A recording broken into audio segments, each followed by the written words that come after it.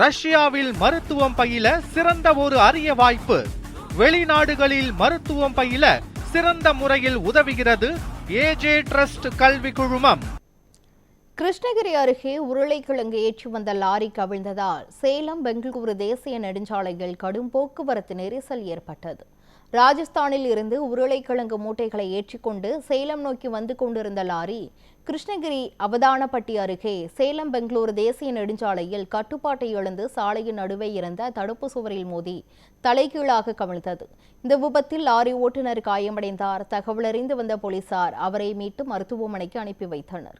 Lorry சாலையின் நடுவே விழுந்ததால் தேசிய நெடுஞ்சாலையில் சுமார் 1 கிலோமீட்டர் தூரத்திற்கு வாகனங்கள் நீண்ட வரிசையில் நின்று கடும் போக்குவரத்து நெரிசல் ஏற்பட்டது.